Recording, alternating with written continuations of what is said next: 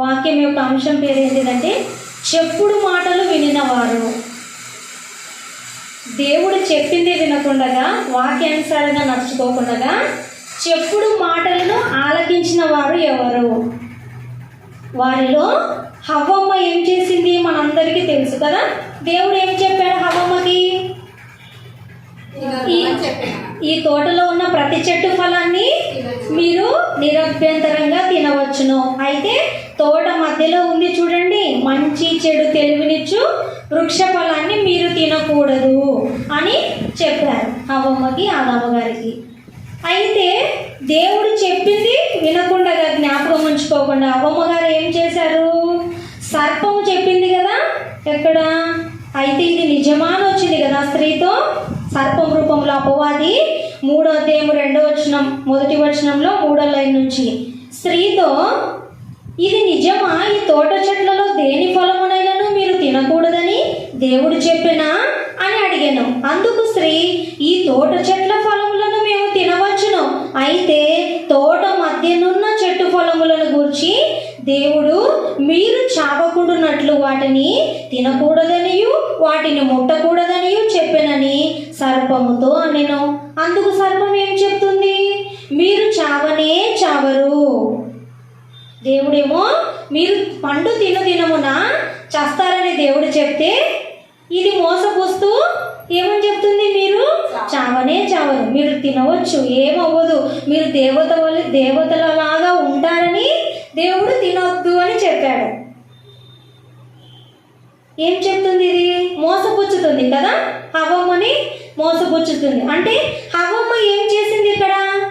సర్పము చెప్పిన చెప్పుడు మాటలను వింటుంది కదా. దేవుడు చెప్పిన మాటలను వింటే ఎంతో బాగుంటుండే, కానీ సాతాను చెప్పినటువంటి ఆ ఒక చెప్పుడు మాటలు విని ఆమె దేవుని దృష్టికి విరోధకరమైన ఆజ్ఞ అతిక్రమం పాపం కదా. పాపం చేసినట్లే కదా. దేవుడు ఒకే ఒక ఆజ్ఞ ఇచ్చాడు వాళ్ళకి, ఆ ఒక చెట్టు ఫలాలను తినకూడదని.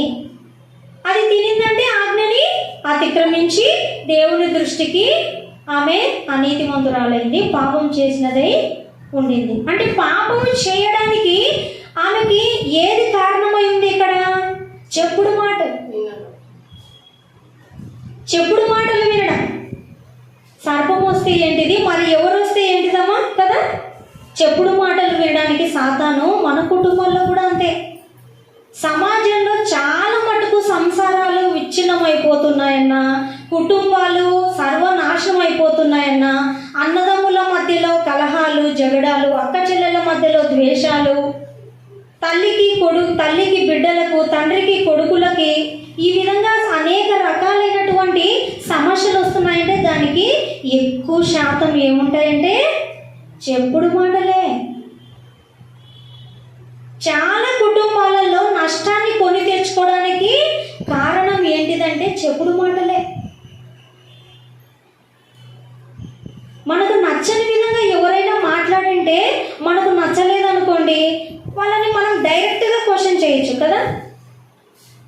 ఎందుకు మంచిది కాదు, ఇది మంచిది కాదంటున్నారు కదా అని దేవుణ్ణే ఆమె క్వశ్చన్ చేయొచ్చు. దేవుడే దానికి సమాధానం చెప్పేవాడు కదా. కానీ ఆమె చెప్పుడు మాటలు విని ఆలకించి ఆ విధంగా దేవుని దృష్టికి విరోధిగా నిలిచింది కదా. అందుకే దేవుడు అంటున్నాడు, చెప్పుడు మాటలకు మన జీవితంలో స్థానం ఇవ్వద్దు. అది చాలా నష్టాన్ని కొని తీసుకొస్తుంది. కుటుంబాలనే సర్వనాశనం చేయడానికి చెప్పుడు మాటలు ఎంతో ఉపయోగపడతాయి. మనకు ఒకరి పైన ఏదైనా నచ్చలేదనుకోండి, వారి గురించి ఎవరైనా మధ్యలో వచ్చి ఇంకా ఎక్కువగా వారి గురించి చెప్పడం, అవి నమ్మడం. అవునులే అని నచ్చు, కరెక్టే నువ్వు చెప్పింది కరెక్టే, ఇది ఇంతకుముందు కూడా నాకు అట్లనే అనిపించింది, సేమ్ యాజ్ ఇట్ ఈజ్ నువ్వు ఇప్పుడు నాకు అలాగే చెప్తున్నావు, నేను నమ్మొచ్చు అని నమ్మకూడదంట. మనం చెప్పుడు మాటలు నమ్మేవారంగా ఉండకూడదు.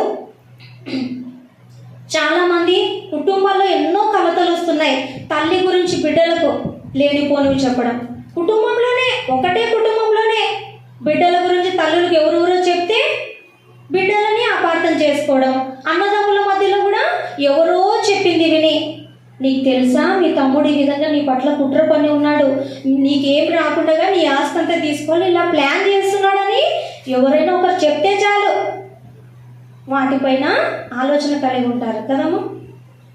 కానీ అలా ఉండొద్దు అంటున్నాడు దేవుడు. మనకు నచ్చంది ఏదైనా మన ఇంటి వారితోనైనా, బంధువులతోనైనా, స్నేహితులు కానీ ఇంకెవరైనా కానీ, ఇరుగు పొరుగు వారు కానీ ఏదైనా మనకు నచ్చంది అన్నారని తెలిసింది అనుకోండి, డైరెక్ట్ వాళ్ళని అడిగి ఎందుకు అన్నారని సామరస్యంగా తెలుసుకుంటే సరిపోతుంది. అలా కాకుండా చెప్పుడు మాటలు విని వాళ్ళపైన మనం ఇంకా ద్వేషం పెంచుకొని ఇంకా కఠిన హృదయం కలిగి ఎప్పుడోసారి నాకు చిక్కకుండా పోతుందే నేను అడగకుండా ఉంటానా అని క్రైస్తవులముగా మనము ఇటువంటి ఆలోచన కలిగి వారంగా ఉండకూడదు. మనకు నచ్చని ఏమైనా ఉంటే మన ఇంట్లో కానీ మన కుటుంబ సభ్యులు ఎవరైనా కానీ నచ్చని విషయం ఏదైనా మాట్లాడారని తెలిసిందనుకోండి, దాదాపుగా మనము మనతో డైరెక్ట్గా మాట్లాడిందే ఆలకించాలి, మనం చూసిందే నమ్మాలి. ఇతరులు ఏదో మన మధ్యలో వచ్చి చెప్పినప్పుడు మనము వినడం అంత క్షేమకరము కాదు. ఒకవేళ నీకు అలాగా మాట ఏదైనా నిన్ను అన్నట్లు తెలిసినప్పుడు మనం ఏం చేయాలి, అది నిజమో కాదో తెలుసుకోవాలి కదా.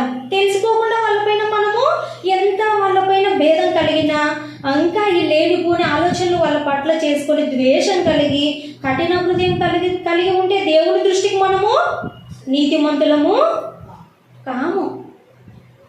ఈమెకు అపవాదం వచ్చి చెప్పుడు మాటలు చెప్పినప్పుడు బహుశా ఈమె తినడానికి ముందు దేవుడు వాళ్ళతో అప్పుడు మాట్లాడుతూ ఉండేవాడంట. దేవుని స్వరము హవ్వమ్మతో ఆదాముతో మాట్లాడుతూ ఉండేదంట. ప్రతి సాయంకాలపు వేళలో వాళ్ళిద్దరితో కూడా మాట్లాడుతూ ఉండేవాడంట.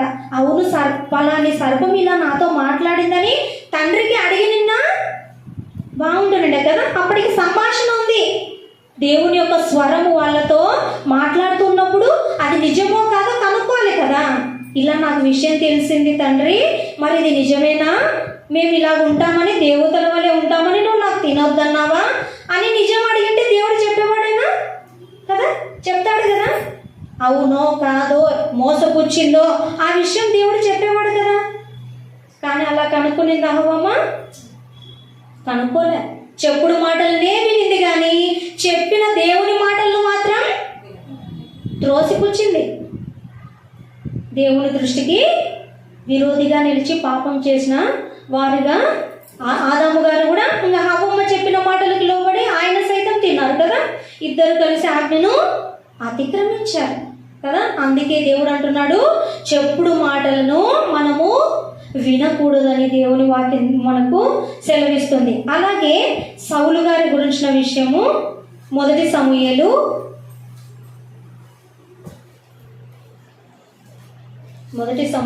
24వ అధ్యాయము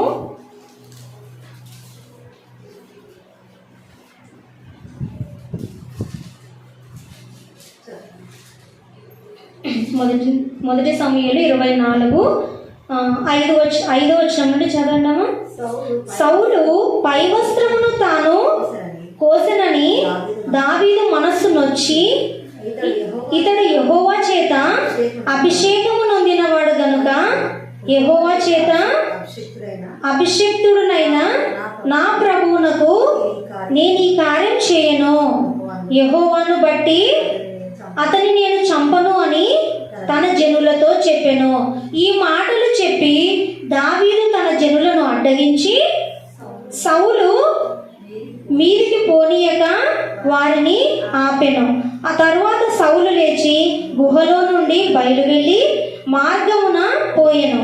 అప్పుడు దావీదు లేచి గుహలో నుండి బయలువెళ్ళి నా ఏలినవాడా రాజా అని సౌలు వెనుక నుండి కేక వేయగా సౌలు వెనుక చూచెను. దావీదు నేల సాష్టాంగపడి నమస్కారం చేసి సౌలుతో ఇట్లనెను, దావీదు నీకు కీడు చేయని ఉద్దేశించుచున్నాడని జనులు చెప్పిన మాటలు నీవెందుకు వినుచున్నావు? ఆలోచించుము. ఇక్కడ విషయం అంతా ఏంటిదంటేనమ్మా, సౌలు గారికి దావీదు గారికి మధ్య జరిగినటువంటి సంఘటన. అయితే సౌలు గారికి ఎవరో జనులు ఏం చెప్పారంట అంటే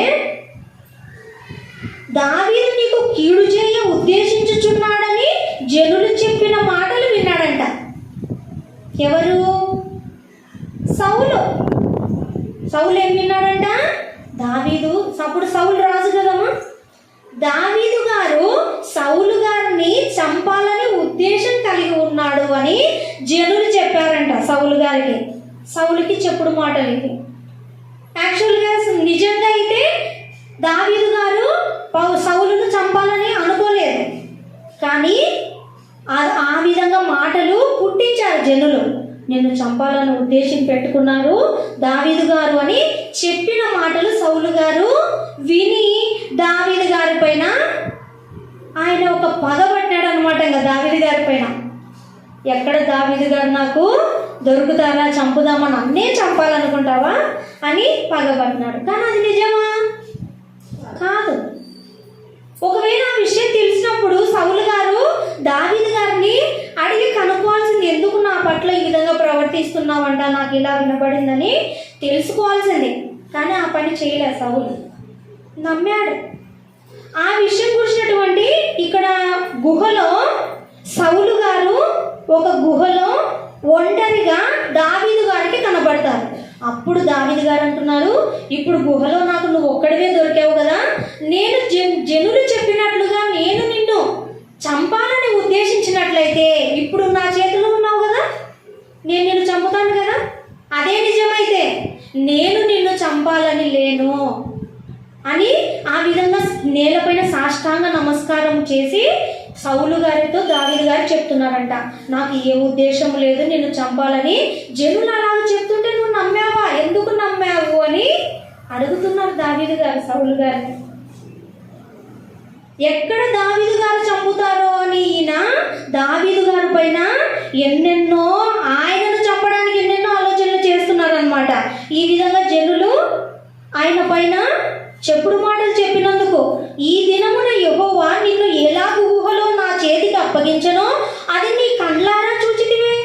కొందరు నిన్ను చంపుమని నాతో చెప్పినను నేను నీ యందు కనికరించి ఇతడు యెహోవా చేత అభిషేకం నొందినవాడు. సౌలును మొట్టమొదటిగా ఇశ్రాయేలుకి ఒక రాజు కావాలనుకున్నప్పుడు వాళ్ళు సౌలును ఎన్నుకుంటారు. దావీదు అంటున్నాడు, దేవుని యెహోవా చేత ఆయన అభిషేకం పొందినవాడు, నేను కనుక నా ఏలిన వారిని చంపనని నేను చెప్పి తిని, నా తండ్రి చూడుము, ఇదిగో చూడుము, నిన్ను చంపక నీ వస్త్రపు చెంగు మాత్రమే కోసి తిని గనుక నా వలన నీకు కీడు ఎంత మాత్రమును రాదనియు నాలో తప్పిదము ఎంత మాత్రమును లేదనియు నీవు తెలుసుకొనవచ్చును. నీ విషయమై నేను ఏ పాపమును చేయని వాడనై ఉండగా నీవు నా ప్రాణము తీయవలనని నన్ను తరుముచున్నావు. నీకును నాకును మధ్య యెహోవా న్యాయము తీర్చును, యెహోవా నా విషయమై పగ తీర్చును, కానీ నేను నిన్ను చంపను. దావీదు గారు తన గురించి తాను చెప్పుకుంటున్నాడు, నేను నిన్ను చంపాలనుకోవట్లేదు. ఒకవేళ చంపాలనుకుంటే ఇప్పుడు నాకు ఒంటరిగా దొరికావు కదా, చంపొచ్చు. ఇప్పటికైనా నమ్ము, నువ్వు నా పైన పగబట్టావు, నన్నే చంపాలనుకుంటున్నావు, నన్ను తరుముతున్నావు, నా ప్రాణం తీయాలనుకుంటున్నావు అని దావీదు సౌలుతో అడుగుతున్నాడు, చెప్తున్నాడు ఆ విషయాలన్నీ. ఇవన్నీ ఎందుకు, ఆయనకి ఎందుకు తరుముతున్నాడు, ఎందుకు దావీదు గారి యొక్క ప్రాణాన్ని తీయాలనుకుంటున్నారు చెప్పండి. సౌలు గారు జనులు చెప్పిన చెప్పుడు మాటలు, జనులు చెప్పిన చెప్పుడు మాటలు విన్నందుకే నీతిమంతుడైన దావీదుని చంపాలనుకున్నాడు కదా. ఎన్ని నేరాలు, ఎన్ని ఘోరాలు కేవలం చెప్పుడు మాటలు చెప్పినందుకే. ఒక మనిషి ఇంకొక మనిషికి ఎప్పుడు ఎదురుగా ఉన్నప్పుడు ఎంత శత్రుత్వంగా ఉన్నవారినైనా చూడండి, గమనించండి మీరు ఒకసారి. వాళ్ళకి పడదనుకోండి, ఎదురుపడ్డారనుకోండి, వాళ్ళు ఫేస్ టు ఫేస్ మాట్లాడుకున్నప్పుడు చక్కగా మాట్లాడుకుంటారు. గమనించండి, ఎవరినైనా వాళ్ళ హృదయంలో ఏమైనా ఉండనివ్వండి, ఫేస్ టు ఫేస్ ఎదురుపడినప్పుడు చాలా చక్కగా బాగున్నారా, అవునా, ఇలాగా అలాగా అని మాట్లాడుకుంటారు. ఎవరో వచ్చి మధ్యలో చెప్తారు చూడండి మాటలు, ఆ మాటలు విన్నప్పుడే వీళ్ళ హృదయంలో కక్షలు, అసూయలు, భేదాలు, పగలు ఇవన్నీ ఎప్పుడు చోటు చేసుకుంటాయి అంటే హృదయంలో దేవునికి నచ్చనిటువంటి క్రియ ఇవన్నీ కదమ్మా. పగ, కక్ష దేవునికి నచ్చుతుందా? దేవుడికి ప్రేమ నచ్చుతుంది, పగ నచ్చదు. దేవుడికి ద్వేషం అనేది నచ్చదు. పాపినైనా క్షమించే మనసు, ఓర్చుకునే మనసు, అందరినీ సహించుకోవాలి, ఓర్చుకోవాలని దేవుడు చెప్తుంటే ఈ సాతాను ఎవరో ఒకరి ద్వారా ప్రతి ఒక్కరి లైఫ్లో ఒక్కొక్కరికి పని చేస్తుంటారు కదా, ఆ పని చేసే చోట తెలుసా నీకు ఇలాగా, నాకు అలాగా, ఆమె ఇలాగ చెప్పింది, అతను ఇలాగే చెప్పాడు, ఈ విధంగా పని చేసే చోట కొందరిని, ఇంట్లో భర్త ద్వారా కొందరిని, తోడికోడల ద్వారా కొందరిని, అక్క చెల్లెల ద్వారా కొందరిని, అన్నదమ్ముల ద్వారా కొందరిని, ఒకరి గురించి ఒకరు ఈ చెప్పుడు మాటలే. చాలా మట్టుకు బంధువులైనా, ఇరుగు పొరుగు అయినా, దూర బంధువులైనా, మనకు తెలియని వారైనా సడన్గా కనబడినప్పుడు ఆ ప్రేమ, ఆ చిరునవ్వుతో పలకరించే ఆ పిలుపు ఎలాగుంటుంది? సపరేట్గా వాళ్ళు సపరేట్, వీళ్ళు సపరేట్ ఉన్నారనుకోండి, వాళ్ళ గురించిన ఆలోచనలు వేరుగా చేస్తారు కదా. ఎదుటెదుటుగా ఉన్నప్పుడు దేవుడు అంటున్నాడు మనకి సమాధాన హృదయం కలిగి ఉండాలంట. వాళ్ళ గురించినటువంటి ఆలోచనలు పెట్టుకొని నేను నీ ముందరైతే నవ్వుకుంటూ పలకరిస్తాను, ఇంటికి వెళ్ళిపోయిన తర్వాత వాళ్ళ గురించి మన మదిలో అసమాధానమైన హృదయం కలిగి ఉండకూడదంట. మనము వాళ్ళ ముందర ఉంటే, మనకు నచ్చని వారి ముందర మనం ఎలాగుంటే వారితో ప్రవర్తిస్తామో, మనం వారి ముందర లేకపోయినా వారి వెనకాల ఎక్కడో ఉన్నా సరే మనము వారిని క్షమించే మనసే ఉండాలి, ఓర్చుకునే మనసే ఉండాలి. ఎంత చెప్పుడు మాటలు వీళ్ళు చెప్పినా వారి గురించి మనము దేవుడికి అప్పగించాలి కదా. మనకు నచ్చని వారి గురించి కానీ, మన గురించి పలాని వారు ఇలా వాపోయారు అని తెలిసిందనుకోండి, అప్పుడు మనం ఏం చేయాలి? మనం కక్ష పెంచుకోవడం కాదు, దేవునికి అప్పగించాలి, దేవుని సన్నిధిలో మొరపెట్టాలి. తండ్రి నేను ఇంత బాగుంటున్నా నీ సన్నిధిలో, నాకు ఇలాగా మాటలు వస్తున్నాయి, నా పక్షాన మీరే న్యాయం చేయండి అని దేవుణ్ణి అడగాలి తప్ప మనము కక్షలు పెంచుకొని వారితో ఆ విధంగా మనము వైరుధ్యంగా, విరోధముగా ప్రవర్తించడం అనేది ఏమాత్రం కూడా దేవుని పిల్లల లక్షణము అనిపించుకోదు. మరి కేవలం జనులు చెప్పిన మాటను బట్టే కదా సౌలు గారు దావీదు ప్రాణాన్నే తీయాలనుకున్నారు. అది నిజమా? నిజం కానే కాదు కదా. సౌలు గారిని చంపాలనే ఆలోచన దావీదు గారికి ఏ కోశాన లేదు, అది సత్యము. కాబట్టి కొంతమంది జీవితాల ద్వారా మనకు చెప్పుడు మాటలు వినకూడదు అనేటువంటి అంశం దేవుడు మాట్లాడుతుండగా మరొకరి గురించి చూద్దాము. 2 సమూయేలు 13వ అధ్యాయము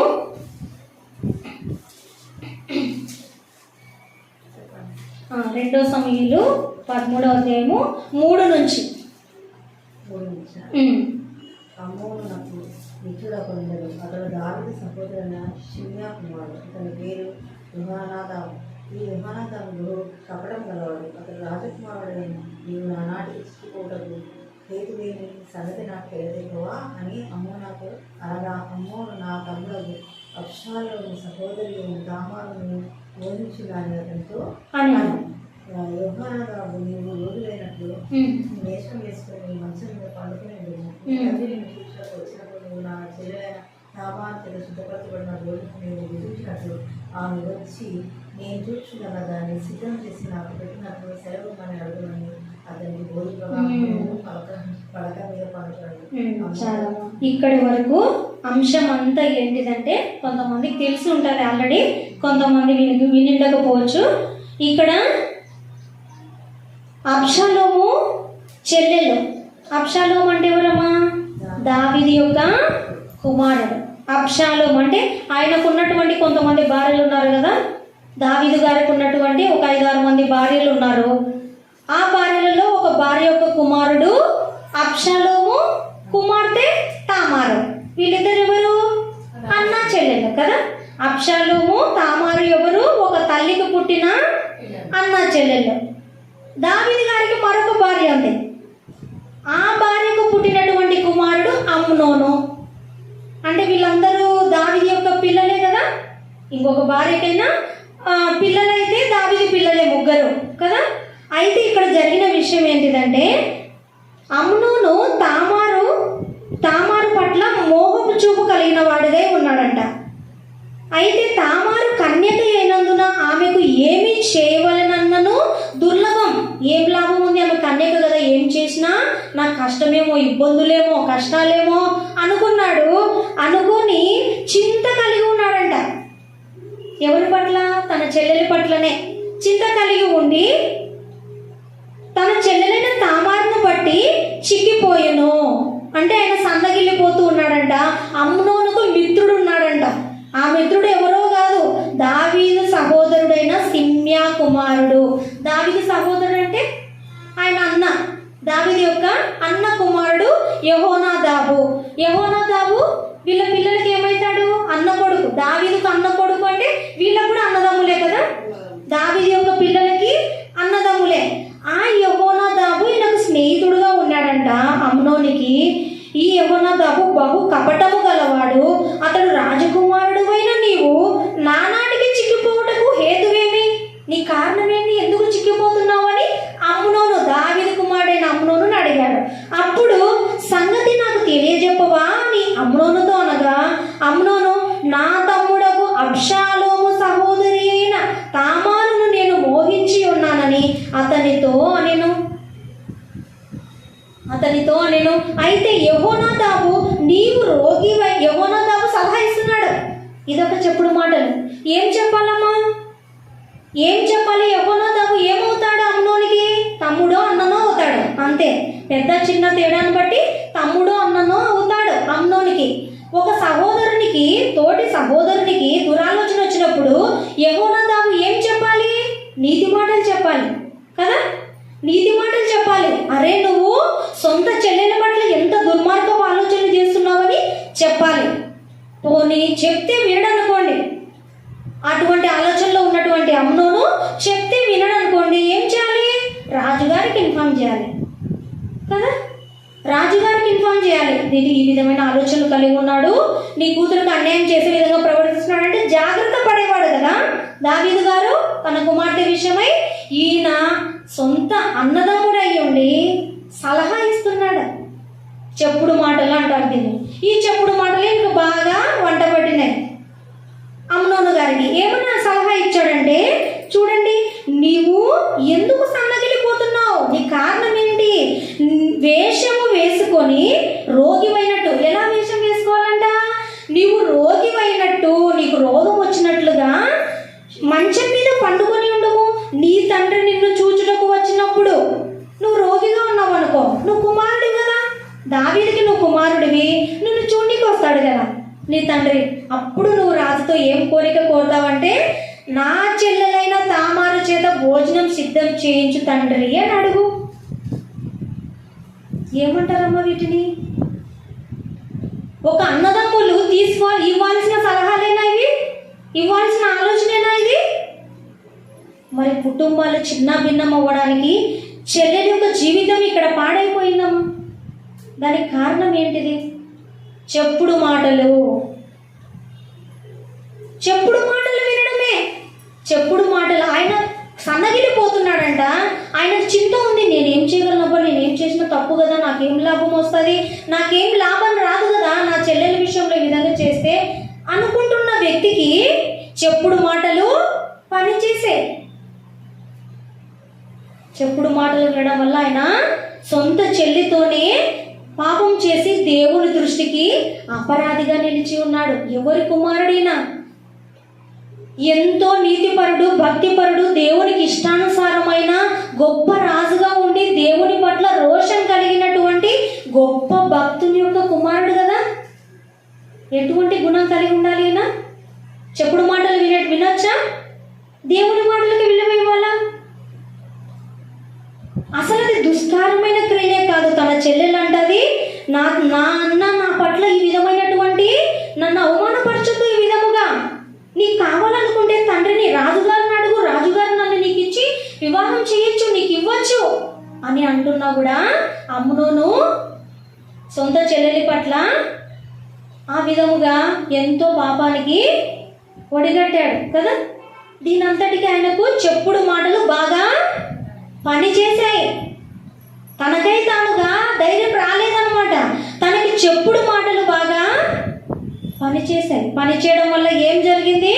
దేవుని దృష్టికి ఎంతో అపరాధిగా నిలిచి ఉన్నాడు. అందుకే దేవుడు అంటున్నాడు, చెప్పుడు మాటలు వినడం వలన మన జీవితంలో ఎంతో నష్టపోతాము. దేవుని మాటలకే చోటు ఇవ్వాలి. లేదా ఎవరి ద్వారానైనా చెప్పుడు మాటలు వచ్చాయా, అప్పుడు మనము దేవుని సన్నిధిలో మొరపెట్టాలి, అది ఎంతవరకు నిజమో కాదు అని. అనవసరంగా చెప్పుడు మాటలు విని వాటిని అనుసరించకూడదు. ఒకవేళ అలా అనుసరిస్తే దేవుని శిక్షకు గురి అవుతాం.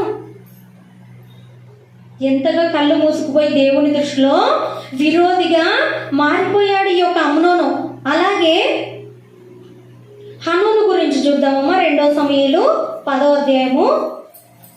2 సమూయేలు 10వ అధ్యాయము.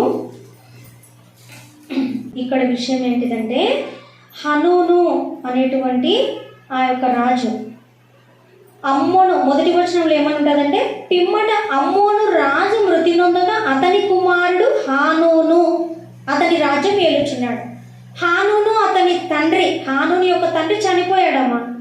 అరే తండ్రి చనిపోయాడు కదా, ఆయనను ఓదారుద్దామని ఉద్దేశంతో దావీదు రాజు ఆయనను ఓదార్చడానికి వస్తున్నారు. వస్తుంటే అక్కడ ఉన్నటువంటి జనులు చూడండి ఏ విధంగా మాట్లాడారో. హనూను తండ్రి అయిన నాహోషు నాకు చేసిన ఉపకారమునకు నేను హానూనుకు ప్రత్యుపకారం చేతునని అతని తండ్రి నిమిత్తము అతని ఓదార్చుటకై ఉపకారం చేశారంట దావీదు గారికి. ఎవరు? హనూను తండ్రి. కాబట్టి ఆ ఉపకారం ప్రత్యుపకారం చేసుకోవడానికి దావీదు ఆయన్ని ఓదారుద్దాము, తండ్రి మరణించాడు కదా, ఆ ఇంటికి వెళ్ళి ఆయనని ఓదారుద్దామని వస్తుంటే తన సేవకుల చేత సమాచారము పంపించెను. దావీదు సేవకులు అమ్మోనీయుల దేశంలోనికి రాగా అమ్మోనీయుల గనులు, కొంతమంది ఉన్నారంట గనులు, తమ రాజుకు హానూనుతో ఇలాగ మనవి చేసినారంట వాళ్ళు. ఆ గనులు ఏ విధంగానంటే, నీ తండ్రిని సన్మానించుటకే దావీదు నీ యొద్దకు ఓదార్చు వారిని పంపెనని నీవు అనుకుంటున్నావా? నీ తండ్రి మరణించాడని నిన్ను ఓదార్చాలని దావీదు వస్తున్నాడని నీవు అనుకుంటున్నావా అని అక్కడ అమ్మోనీయుల గనులు రాజుతో, హనూను రాజుతో అంటున్నారంట. అది నిజమే. ఆయన వచ్చేదైతే దావీదు గారు ఎందుకోసం అంటే ఓదార్చడానికి. అరే వారి తండ్రి నాకు ఎంతో మేలు చేశాడు, వారి తండ్రి మరణించాడు కదా, నేను ఓదార్చి వద్దాము అని ప్రత్యుపకారం తీర్చుకోవడానికి. చాలా కృతజ్ఞత జీవి దావీదు గారు, చాలా కృతజ్ఞత. ఆయన ఎవరిని మరవడు.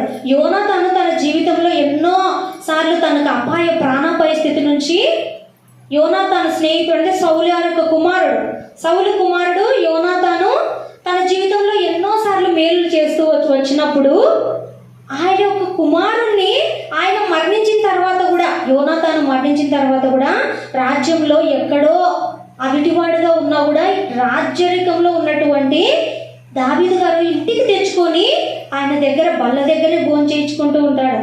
అంటే దావీదు గారికి ఏ మనసు ఉందంటే కృతజ్ఞత మనసు ఉంది. ఎవరు తనకి ఏమైనా చేసినప్పుడు తనని జ్ఞాపకం ఉంచుకొని తిరిగి ప్రత్యుపకారం చేసే మంచి గొప్ప లక్షణము దావీదు గారికి.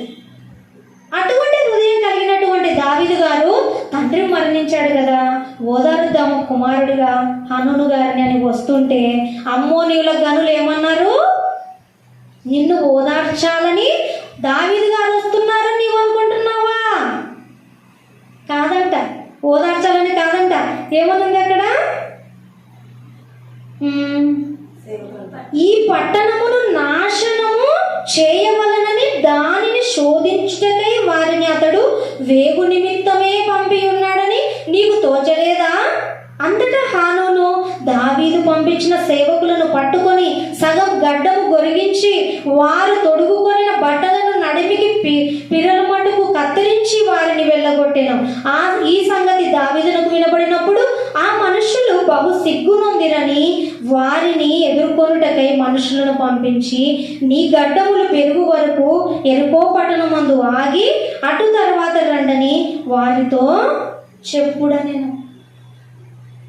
చూసారా, దావీదు గారు వస్తున్నదేమో ఓదార్చడానికి. అక్కడ ఉన్నటువంటి జనులు, అమ్మోనీయుల జనులు ఏం చేశారు? నిన్ను ఓదార్చడానికి రావట్లేదు, మన దేశాన్ని నాశనం చేయడానికి ఆయన సేవకులను వేగుల వారిగా పంపి ఉన్నాడు.